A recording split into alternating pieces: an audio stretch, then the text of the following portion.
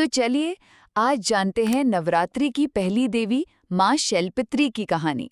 नवरात्रि आप जानते ही हैं, देवी दुर्गा के 9 रूपों का 9 दिनों तक चलने वाला त्योहार है। और पहले दिन हम पूजा करते हैं माँ शैलपुत्री की। पता है इनकी कहानी बड़ी दिलचस्प है। पहली बात, कहानी असल में शुरू होती है माँ शैलपुत्री के पिछले जन्म से। तब वो थी राजा दक्ष की बेटी सती। सती ना भगवान शिव से बहुत प्यार करती थी, लेकिन उनके पिता राजा दक्ष इस रिश्ते के बिल्कुल खिलाफ थे। क्यों? क्योंकि उन्हें लगता था शिव तो एक तपस्वी हैं, राजा की बेटी के लायक कहाँ। पर सती ने पिता की नहीं सुनी, शिव जी से शादी की और कैलाश पर्वत चली गई। देखिए उनका प्यार और दृढ़ निश्चय। दूसरी बात, फिर क्या हुआ?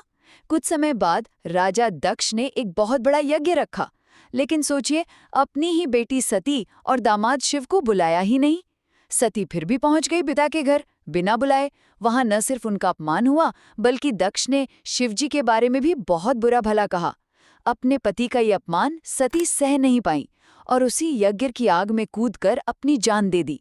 शिवजी को जब ये पता चला, वो गुस्से से पागल हो गए, यज्ञ तहस नहस कर दिया और सती के शरीर को लेकर दुख में भटकने लगे। और आखिर में सती ने फिर जन्म लिया, इस बार हिमालय राजा के घर। और क्योंकि वो पर्वत यानी शैल की बेटी थी, कहलाई शैलपुत्री। कमाल की बात यह है कि इस जन्म में भी उनका विवाह शिवजी से ही हुआ। माँ शैलपुत्री बैल मतलब नंदी पर सवार होती हैं, एक हाथ में त्रिशूल और दूसरे में कमल।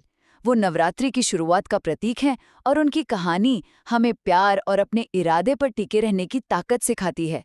तो ये थी माँ शैलपुत्री की कहानी, अपमान, त्याग और फिर एक नए जन्म की।